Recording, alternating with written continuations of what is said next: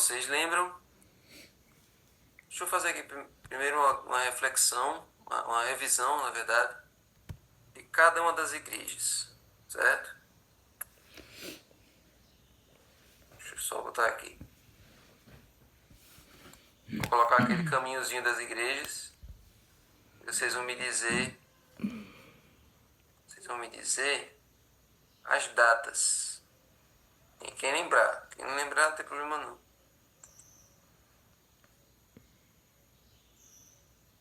Pronto, vamos lá. Então, João escreveu o Apocalipse e as cartas às igrejas. Ele escreveu da ilha de Patmos. E aí ele enviou a primeira carta para a igreja de Éfeso. Ao anjo da igreja de Éfeso escreve. Então aí a primeira igreja foi Éfeso. Éfeso foi a primeira fase da igreja cristã, certo? Se vocês fossem resumir em uma palavra, a igreja de Éfeso, qual palavra seria? Foi o período da igreja? Coloca aí no chat. A igreja de Éfeso foi o período da igreja. Qual é a palavrinha que vocês resumiriam a igreja de Éfeso? Eu já é a prova oral do que a gente estudou agora todos esses dias. Qual a palavrinha que vocês resumiriam a igreja de Éfeso? O primeiro amor. Primeiro amor. E foi o período da igreja? Primitiva. Isso, muito bem, exatamente. Período da igreja primitiva. Pronto. Aí esse período da igreja de Éfeso começou com a morte de quem e terminou com a morte de quem?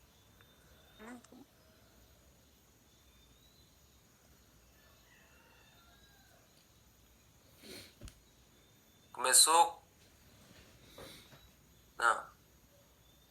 no ano 31 com a morte de alguém e terminou no ano 100 com a morte de outra pessoa também.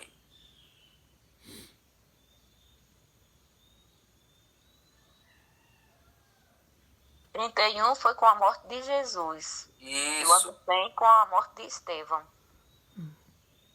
Aí eu falei com o bicho fechado. Olha, ano 31 foi a morte de Jesus e no ano 100 foi a morte de Estevão? De João. Estevão morreu no ano 34, certo? Ah, Estevão morreu 3 anos depois da morte de Jesus. Então começou com a morte de Jesus no ano 31 e foi até o ano 100 que foi a morte de João. Foi o período da igreja primitiva, foi o período que tudo estava dando certo, a igreja estava ali deslanchando, estava ali crescendo para todos os lados e tal. Foi o período dos apóstolos, pregando por todas as partes do mundo conhecido. E aí, quando João morre, acaba o período de Éfeso. Aí vem o período de Esmirna. O período de Esmirna começa com a morte de João, né, no ano 100. E qual é o evento do final do período da igreja de Esmirna? Ano 313. O que é que aconteceu no ano 313 que deu fim ao período de Esmirna? Ou melhor, antes de vocês dizerem o que aconteceu, o que palavras vocês resumiriam a igreja de Esmirna?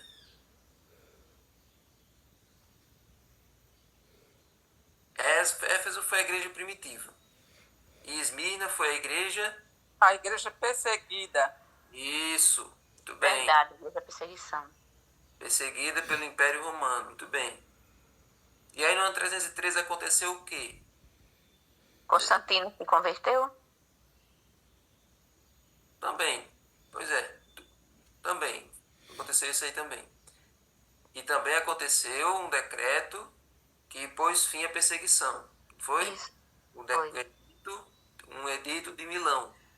Esse decreto colocou fim à perseguição e a partir de então os cristãos, como um todo, não foram mais perseguidos pelo Império Romano. Até porque o Império Romano agora se converteu, como vocês disseram, né? Com Constantino. Muito bem. Aí, agora, vamos para Pérgamo.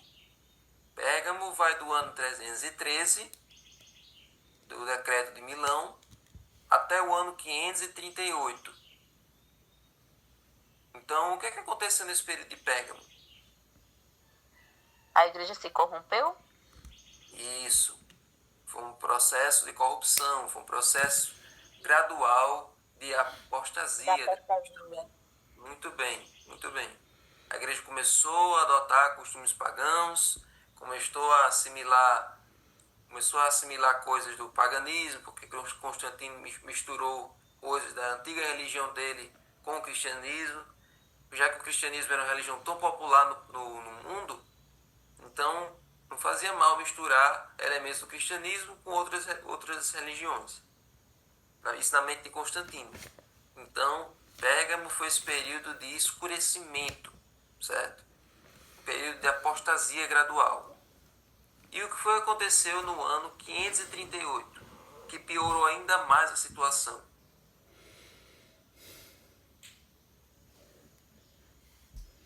O período de Pérgamo vai do ano 313, do decreto que parou a perseguição, e foi até o ano 538. E no ano 538, aí que a coisa piora, aí que a coisa se desgraça totalmente. Foi aí que foi decretado o fim da Bíblia, com a França queimando a Bíblia? Não, né? Não, mas no ano 538 começa aquele período de 1260 anos. Sim. E aconteceu o que lá com o papado, né? Com o Papa? Ele foi preso. Davi, eu acho que na próxima semana nós vamos continuar estudando as 7 igrejas, porque a maioria dos irmãos não aprenderam ainda. Não, isso não. Vamos seguir. Vamos seguir. Já não tá dizendo aí, ó. A irmã já tá respondendo? Vai dar certo. Sim, então vamos lá. No ano 538 aconteceu o que com o papado? Ele foi preso, Não, foi morto. não. No ano 538. Olha, Davi, tá muito difícil. Tá muito difícil. Não, deixa de ficar dizendo isso. No ano 538, que foi Pérgamo, foi a era da apostasia. O outro que foi, teve Tiatira, que também já falou, foi a era das trevas, aquele tempo que Calma. Vamos lá, vamos. Eu só quero que vocês me digam o que aconteceu no ano 538, que terminou o período de Pérgamo e começou Tiatira. Teve um evento muito importante que aconteceu no ano 538, que tornou a situação ainda pior. Aconteceu A noite de São Bartolomeu, que o pessoal foi... Ah, meu Jesus, misericórdia. Mas dá. Irmã Dalva, responda. Você sabe. Não, ela fica só falando. Olha, no ano 538 foi o ano que começou a supremacia papal. O bispo de Roma foi nomeado Papa, e a partir desse momento ele ganhou aquele poder todo que nós conhecemos de mandar e desmandar nos reis, de mandar e desmandar no cristianismo no geral, certo? Então por isso que eu disse que a situação piorou, porque se até então estava no processo gradual de apostasia, de escurecimento, abandono da Bíblia, a partir de agora ficou trevas totais, escuridão total. Então eu acabei já dando um spoiler aí da próxima igreja. Exatamente, Tiatira, era das trevas. Exatamente. Então Tiatira foi um período total de escurecimento.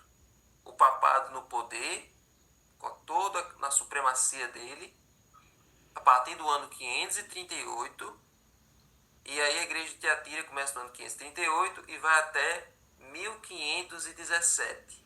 Agora essa é fácil. O que é que aconteceu em 1517 que começou agora um processo de ir contra o papado, de ir contra a igreja. Foi a reforma, a era da reforma, quando Lutero agora foi fazer as 95 teses e colocar na porta da igreja, mostrando todos os erros. Onde você mora? Isso. Muito bem, Samara, muito bem. Olá, meus amigos. Essa é fácil vocês lembrarem porque em 2017 Onde nós você fizemos mora? uma comemoração dos 500 anos disso aí. Então a igreja de Tiatira começou no ano 538 e esse período de Tiatira terminou no ano 1517 com o começo da Reforma Protestante com Lutero.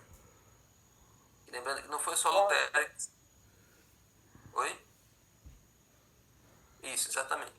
Então, lembrando que não foi só Lutero que reformou, teve muitos outros reformadores em vários outros países, mas ele foi assim o primeiro que realmente causou um rebuliço no mundo e preocupou a Igreja Católica, certo? Agora, esse período de 1517 vai até que ano? Esse período de 1755, quando começa Sardes. tem... Não, Sardes vai de 1517 a 1755. Aí Davi, começa aquela... Na verdade, de acordo, essa é uma data, Samara, que no estudo bíblico que nós estamos fazendo do Apocalipse, tem duas datas. Tem essa de 1755, mas a que a Arilton adotou foi 1798, que foi ali o período em que o Papa foi preso. Isso, exatamente. Hein, Davi, mas aconteceu o que a irmã falou aí, em 1572, aquele massacre de Bartolomeu, no dia 24 de agosto, em Paris, quando morreu mais ou menos 30 mil pessoas, não é isso que você falou? Uhum. Império. Foi. No meio desse período aí aconteceu realmente esse massacre de São Bartolomeu, certo? No período de Sardes, de 1517 até 1798, aconteceu ali o massacre de São Bartolomeu, certo?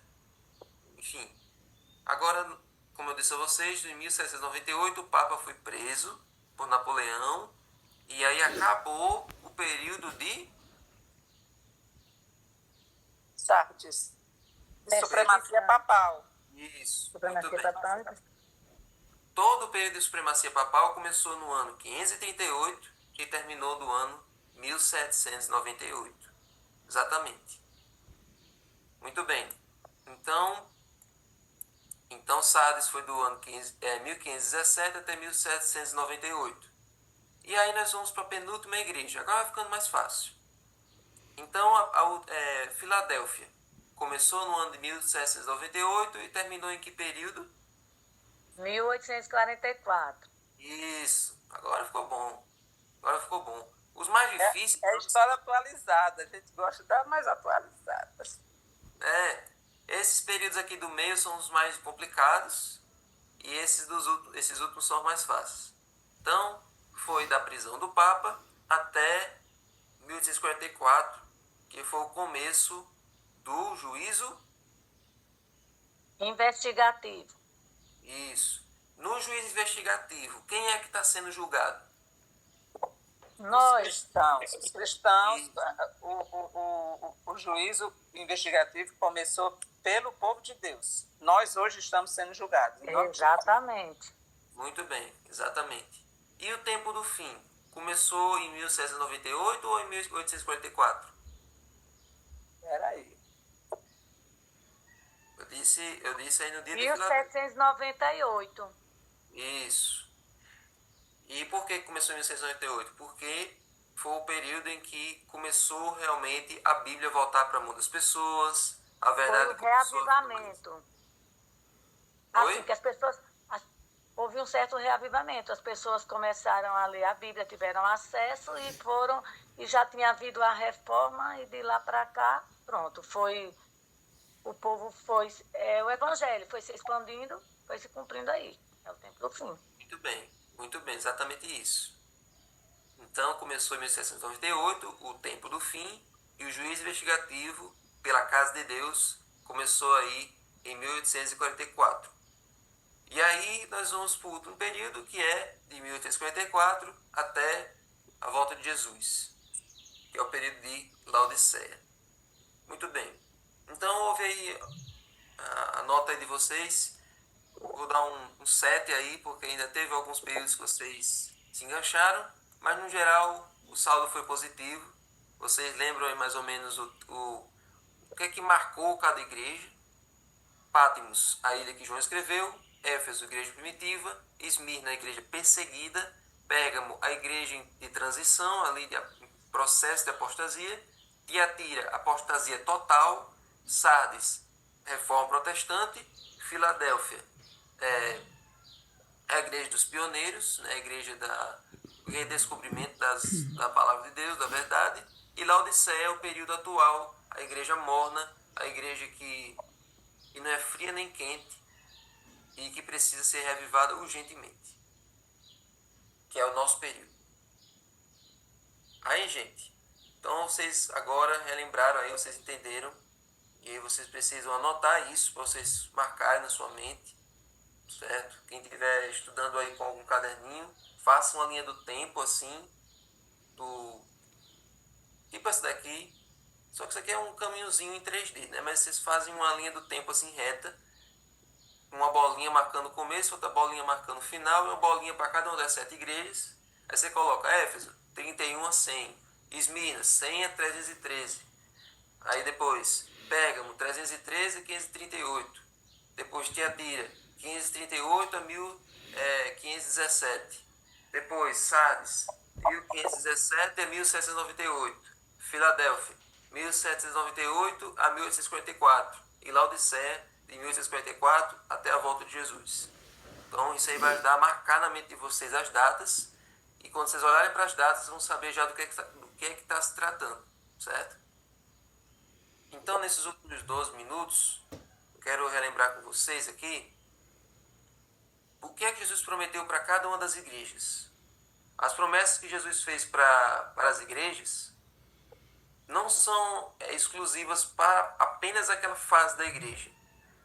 A lei diz que é para o vencedor.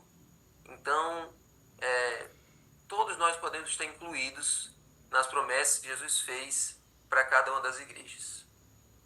Então, são promessas para os vencedores. Então, vamos abrir aí Apocalipse. Agora que nós já revisamos o período histórico de cada uma, vamos revisar agora o que Jesus prometeu para cada uma das igrejas. A primeira promessa que Jesus fez está em Apocalipse 2, verso 7. Quem tem ouvidos, ouça o que o Espírito diz às igrejas. Ao vencedor, darei o direito de se alimentar da árvore da vida que se encontra no paraíso de Deus. Amém. Todos vocês lembram que a árvore da vida, ela estava lá no Jardim do Éden e era o que assegurava para Adão e Eva o privilégio, o direito que eles tinham ali, a vida eterna. Então ali era um fruto que mantinha, que garantia a vida eterna deles. Tanto é que quando Adão e Eva comeram da árvore do conhecimento do bem e do mal, Deus disse, olha, no jeito que nós precisamos fazer é expulsar eles daqui, porque vai que eles comem da árvore da vida e vivem eternamente como pecadores. Então seria um destino pior do que a morte. Se Adão e Eva estivessem vivos até hoje, comendo dessa árvore da vida, 6.000 anos de pecado, um homem de 4 metros e uma mulher de 3 metros de altura, envergados, todos cheios de doenças, todos cheios de feridas, né? Seria uma coisa horrenda de se ver. Um casal deteriorado e deformado por 6.000 anos de pecado. Então, por isso que Adão e Eva foram expulsos. Foi também um ato de misericórdia de Deus para que eles não vivessem eternamente na condição de pecadores. Então, por isso, gente, a morte também é um ato de misericórdia, porque quanto mais tempo uma pessoa vive, mais ela vai dando trabalho para os outros, mais ela vai perdendo o controle de si mesma, mais vai voltando a ser um bebê. Então, nessa vida aqui, a morte também é como se fosse uma forma de dar um sossego também para as pessoas que estão à sua volta, né? Claro que eu estou falando de um jeito assim, quase insensível, mas vocês todos sabem que é verdade. Mas Deus promete que quem for salvo, que vai herdar a vida eterna, vai comer da árvore da vida, e da árvore da vida vai garantir a vida eterna que eles receberam de graça através de Jesus. Então, vocês vão conferir isso aí lá em Apocalipse 21. Em Apocalipse 21, ou melhor, 22, verso 2 diz o seguinte: no meio da praça da cidade, de um e de outro lado do rio, está a árvore da vida, que produz 12 frutos, dando seu fruto de mês em mês. E as folhas da árvore são para a cura dos povos. Olha aí. Não que a gente vai envelhecer, não que a gente vá ficar doente no céu, mas é como eu disse, uma forma de garantir, é uma forma de manter a longevidade, de manter o estilo de vida saudável e perfeito na nova terra. E aí tem um detalhe que as pessoas ficam se perguntando: por que essa árvore está de um lado do outro do rio? Isso é fácil vocês lembrarem. Aqui, vocês perceberem, aqui em Natal nós temos o cajueiro. O cajueiro tem um tronco principal e ele cresceu, aí um galho dele caiu no chão e cresceu de novo, aí depois caiu no chão e cresceu de novo, e ali nós temos uma floresta inteira de uma árvore só, de um tronco que os galhos foram caindo e crescendo novamente. Então não é muito difícil imaginar como seria a árvore da vida. Então o tronco dela é de um lado e de outro do rio, do lado do outro do rio. E ela vai margeando esse rio o tempo todo, certo? Então, essa é a primeira promessa. E às vezes, quando nós nos despedimos de um irmão e nós sabemos que nós não vamos ver ele tão cedo, nós já marcamos o encontro debaixo da árvore da vida. Todos nós fazemos isso. Quando um pastor muito querido vai embora, quando um irmão se muda, nós já marcamos com ele do nosso encontro ali, debaixo da árvore da vida, comendo os frutos dela e garantindo nossa vida eterna juntos. Amém? Amém. Então agora nós vamos para a segunda promessa. A segunda promessa está aí no capítulo 2, verso 10. Diz o seguinte: não tenha medo das coisas que você vai sofrer. Eis que o diabo está para lançar alguns de vocês na prisão, para que vocês sejam postos à prova e passem por uma tribulação de 10 dias. Seja fiel até a morte, eu lhe darei a coroa da vida. Quando os atletas iam correr nas Olimpíadas, nesse tempo do Novo Testamento, a exigência era que eles fossem fiéis até chegar na linha de chegada, até completarem ali aquele percurso, aquele trajeto, romperem aquela fita, chegarem primeiro do que os outros, e aí eles iam receber uma coroazinha de folhas, que no instante aquelas folhas iam se secar, iam murchar. Então era muito besta, era muito vazio as corridas ali no tempo das Olimpíadas. Então o que Jesus diz é: seja fiel a mim até completar a linha de chegada, até a sua morte. Dedique a sua vida inteira para mim, e a sua morte também dedique para mim. Viva todos os seus momentos da sua vida e até os seus últimos ao meu lado, lutando do meu lado. Seja fiel em todas as circunstâncias, em todo tipo de prova, até a morte se for necessário. E quem vencer, quem for até o final, eu darei a coroa da vida eterna. Uma coroa para quem for vitorioso. E tem um outro verso aqui em Apocalipse. Tem um outro verso aqui que Jesus fala sobre a morte. E Jesus ele diz que é bem-aventurado aqueles que desde já morrem no Senhor. Toda pessoa que morre em Cristo, ela já morre salva. Isso nós temos certeza. A palavra de Deus já nos dá essa certeza. Tem um outro verso também lá em Salmos que diz que preciosa é ao Senhor a morte dos seus salvos, dos seus santos. Não porque ele se agrada, ele se delicia em ver os santos morrer, mas é porque a vida dele já está guardada. Enquanto a pessoa está viva, ainda corre o risco da pessoa se apostatar em algum momento. Mas já que a pessoa descansou, então agora o destino dela já está guardado com Deus. Então é por isso que o adventista, a pessoa que tem a esperança da ressurreição, ela sofre menos. Claro que ela vai sofrer o luto, que é natural, mas ela não fica desesperada e não fica ali sem saber o que vai acontecer com aquela pessoa. Nós sabemos o destino dela, nós sabemos o que vai acontecer com ela, nós sabemos que o momento do reencontro está muito breve, está muito próximo de chegar. Logo, logo nós vamos rever as pessoas que nós perdemos, e essas pessoas que nós vamos rever, elas vão ressuscitar sem nenhuma mácula, sem nenhuma doença, com a pele rejuvenescida e acima de tudo, imortais e com a natureza celestial.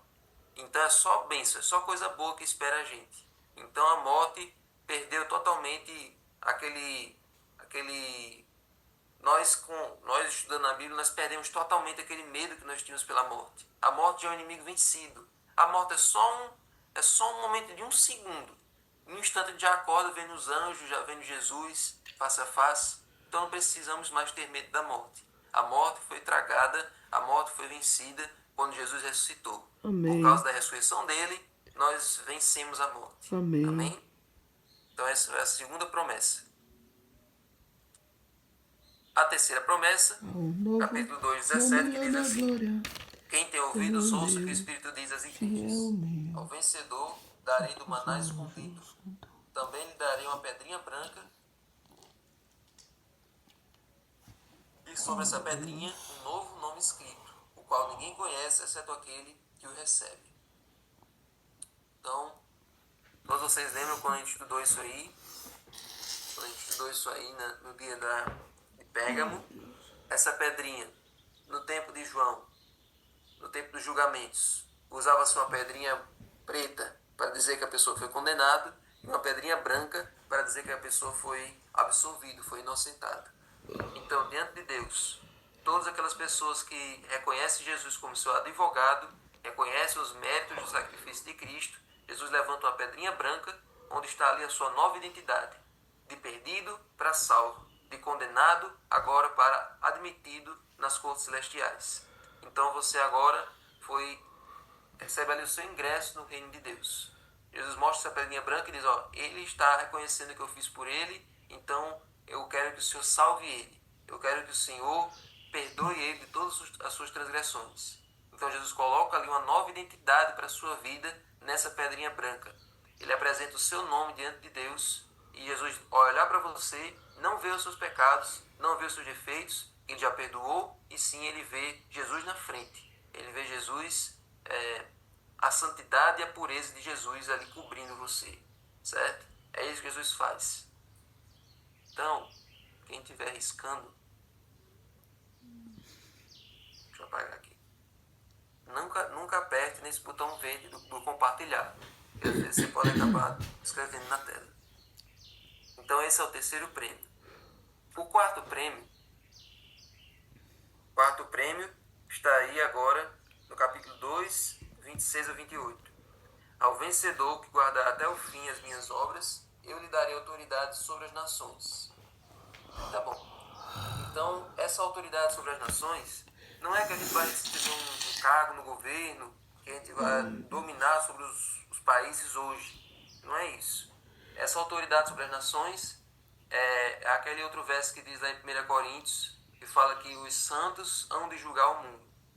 E esse julgamento vai acontecer no período dos 1000 anos. No período do milênio, os salvos vão ter essa autoridade, vão ter essa atividade durante os 1000 anos de analisar os registros daqueles que a gente achava que iriam e não foram, e daqueles que a gente achava que não iriam e foram. E também entender tudo isso. E assim como nós entendemos o porquê daqueles que iam e não foram, daqueles que não iriam, mas foram, quando nós entendemos isso, vamos compreender que Deus foi justo no trato do pecador. Então essa é a promessa de Jesus nos Salmos. Nós vamos ter esse privilégio, nós vamos ter essa incumbência durante os 1000 anos de averiguar o caráter de Deus. Deus tem um portal da transparência. Ele se revela para nós quando nós entendemos o quanto ele é santo. Certo? Quinto prêmio. 3:5, Apocalipse 3:5. O vencedor será assim vestido de branco e de modo nenhum apagarei o seu nome no livro da vida. Pelo contrário, confessarei o seu nome diante do meu Pai e diante dos seus anjos. Então, Deus vai nos dar vestes novas, um caráter novo quando ele voltar, e ele vai confessar o nosso nome diante do Pai. Agora, Jesus só confessa o seu nome diante de Deus se você confessar o nome dele diante do mundo. Sabia? Jesus só fala de você para Deus se você falar dele para o mundo. Essa é a regra. Se você tem vergonha de falar de Jesus, Jesus também vai ter vergonha de falar de você, porque você não está reconhecendo ele como seu Senhor e Salvador, certo? Então ele só vai poder dar vestiduras brancas, só vai poder falar de você para o Pai, se você tiver coragem de falar dele e do Pai para o mundo, para as pessoas, certo? Sexto... Fechei sem querer. Sexto prêmio. Sexto prêmio está aí. Sexto prêmio está aí no capítulo 3, verso 12 e 13. Diz assim: Ao vencedor, farei com que seja coluna no santuário do meu Deus, e dali jamais sairá. Gravarei o seu nome, sobre ele o nome do meu Deus, o nome da cidade do meu Deus, a nova Jerusalém que desce do céu, vindo da parte do meu Deus, e o meu novo nome. Então, coluna no santuário, nós vimos e... Sabia que ia fechar. Ai.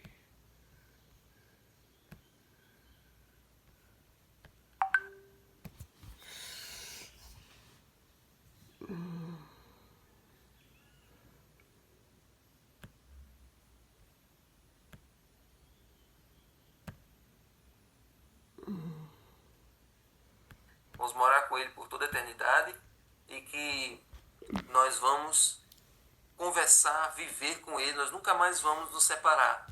O pecado causou separação e nós nunca mais temos contato com Deus como era no Jardim do Éden. Mas em Jesus e com a vida eterna nós vamos estar novamente ali, tete a tete, convivendo com ele o tempo todo. Nós vamos ser colunas no santuário e vamos receber 3 nomes, vamos ter gravados em nós 3 nomes. O nome de Deus, que indica de onde foi que a gente veio, o nome de Jesus, que indica o porquê que nós estamos aqui, e o nome da Nova Jerusalém, que indica para onde a gente vai. Então, quando alguém perguntar para você quem você é, de onde você veio e para onde você vai, você já sabe dizer: eu sou uma pessoa salva por Jesus, fui criado por Deus e meu destino é a nova terra. Amém? Amém. E por fim, a última promessa da 7ª igreja está aí no capítulo 3, verso 21.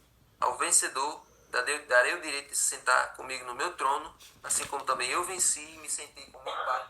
Então em Apocalipse...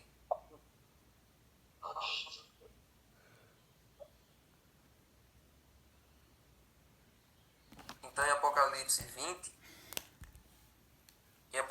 20, verso 6 diz assim: Bem-aventurado e santo é aquele que tem parte na primeira ressurreição. Sobre esse, a segunda morte não tem poder.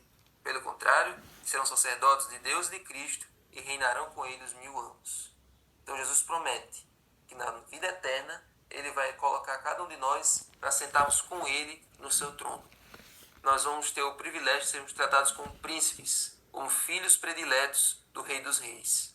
Então, gente, todas essas promessas vão se concretizar na vida de quem for fiel, na vida de quem for vencedor, daqueles que forem vitoriosos nas batalhas do grande conflito.